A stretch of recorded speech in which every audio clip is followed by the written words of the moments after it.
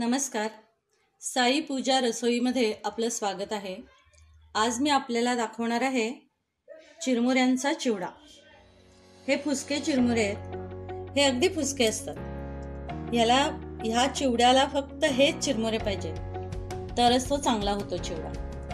त्याच्यासाठी लागणारं आणखीन साहित्य म्हणजे 2 लाल मिरच्या आहेत वाळलेल्या, 2 टेबलस्पून बेसन आहे, फोडणीसाठी अर्धी वाटी तेल आहे, 1 टीस्पून मोहरी आहे, 1 टीस्पून जिरं आहे, 1 टीस्पून हळद आहे, त्याच्यानंतर कडीलिंबाची काही पानं घेतली आहेत, त्याच्यानंतर 2 चिमटी कसुरी मेथी आणि त्याच्यानंतर अर्धा टेबलस्पून मीठ आहे.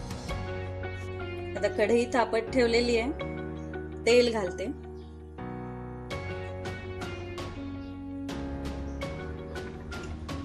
त्याच्यानंतर तापल्यावर आपण मोहरी घालूया. थोडंसं तापायला पाहिजे. मोहरी, त्याच्यानंतर जिरं, 2 मिरच्या त्या कट करून टाकते. त्याच्यानंतर कडीलिंब,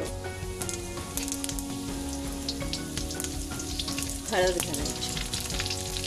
एवढीच फोडणी आहे. यात दाणे नाहीत, डाळ नाही, एकदम साधा असा हा चिवडा आहे. आता मी यात चिरमुरे घालते.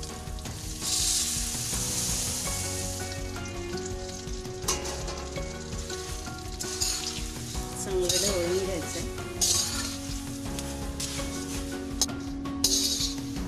आता हे सगळं मिक्स झाल्यानंतर ह्याच्यामध्ये बेसन घेतलंय ते घालायचं. बेसनामुळं चिवडा क्रिस्पी होतो.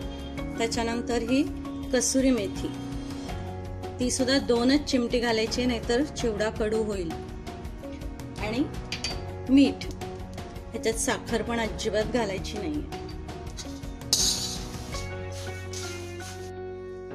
आता यात सगळं घालून झालेलं आहे. आता फक्त कुरकुरीत होईपर्यंत तो ढवळून घ्यायचा आहे.